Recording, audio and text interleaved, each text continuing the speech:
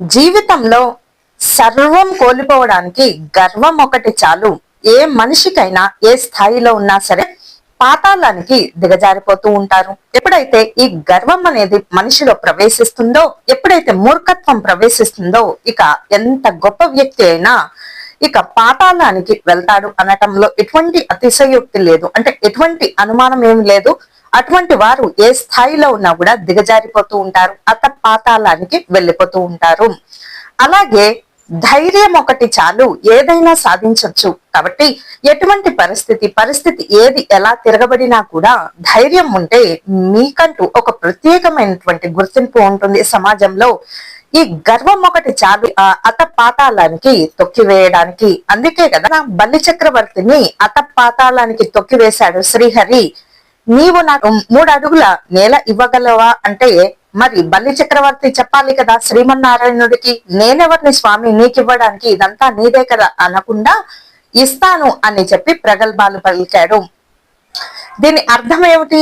అంతా కూడా సృష్టి ధర్మము. అంటే అంతా కూడా భగవంతుని సృష్టియే. భగవంతుడు ఇచ్చినటువంటి ఆహారము వస్తువుల్నే మనం వినియోగిస్తూ ఆయనకు కొంత భాగం మాత్రమే మనము ఇస్తూ ఉన్నాము.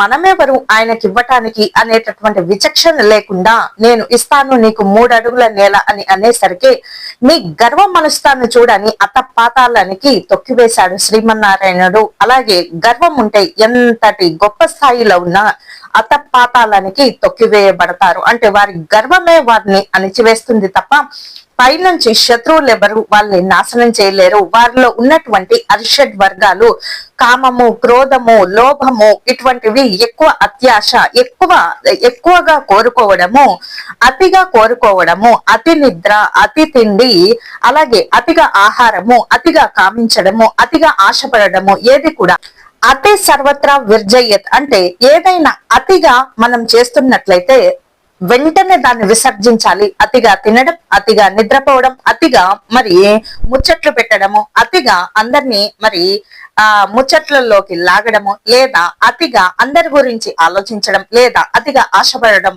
ఇవన్నీ కూడా విర్జయ్యేత్. అంటే ఇవన్నీ కూడా విడిచిపెట్టాలి, లేకపోతే పాతాళానికి వెళ్ళిపోతారు అనే అనడానికి ఎటువంటి అతిశయోక్తి అవసరం లేదు. పాతాళానికి వెళ్ళే తీరుతారు. అలాగే ధైర్యం ఒకటి చాలు.